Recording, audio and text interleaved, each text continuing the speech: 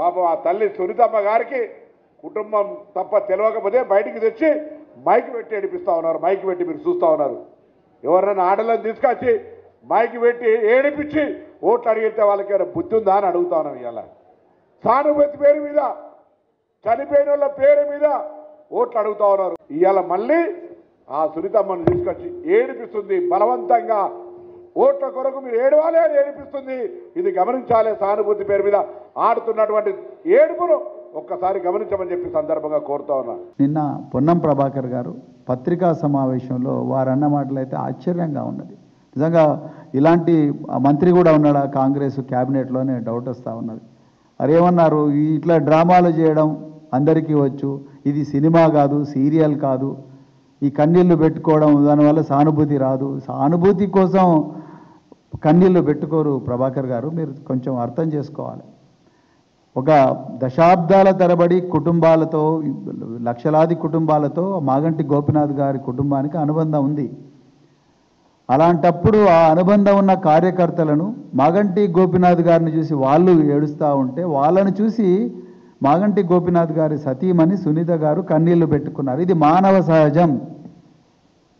ఇందిరాగాంధీ గారు చనిపోయినప్పుడు దేశంలో కోట్లాది మంది కన్నీళ్లు పెట్టుకున్నారు. అది కూడా సీరియలేనా మీ ఉద్దేశంలో? రాజీవ్ గాంధీ గారు శ్రీపెరంబుదూరులో టెర్రరిస్టుల దాడిలో, మానవ బాంబు దాడిలో చనిపోయినప్పుడు దేశమంతా కన్నీళ్లు పెట్టుకున్నది. ఒక ప్రధాన ప్రతిపక్ష నాయకుడు చనిపోయిండని చెప్పేసి, అది కూడా మీ దృష్టిలో సీరియల్ డ్రామానేనా?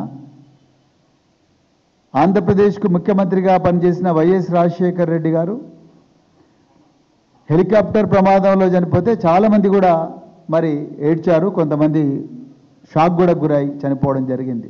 మరి అది కూడా సీరియలేనా మీ దృష్టిలో? అది కూడా ఒక డ్రామానేనా? ఏం మాట్లాడుతున్నారు మీరు కానీ మీ మంత్రులు కానీ, తుమ్మల నాగేశ్వరరావు ఏం మాట్లాడుతున్నారు? ఇప్పుడున్న అభ్యర్థి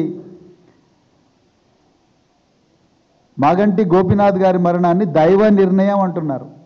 అంటే ఆయన చనిపోవాలని దేవుడు భావించాడని మీరు చెప్పాలనుకుంటున్నారా? ఇప్పుడున్న అభ్యర్థి, కాంగ్రెస్ అభ్యర్థి వాళ్ళ నాన్నగారు, ఆయన పర్సనల్ విషయాల మీద కూడా కామెంట్ చేస్తున్నారు. మాగంటి గోపీనాథ్ గారి పర్సనల్ విషయాల మీద కామెంట్ చేస్తున్నారు. అంటే మీ పర్సనల్ విషయాల మీద మేము కామెంట్ చేయలేకనా? మీ కుటుంబాల్లో ఉండే విషయాల మీద మేము కామెంట్ చేయలేకనా? అక్కడే మీకు మాకు తేడా ఉన్నది. కాంగ్రెస్ సంస్కృతికి బీఆర్ఎస్ సంస్కృతికి అక్కడే తేడా వస్తున్నది.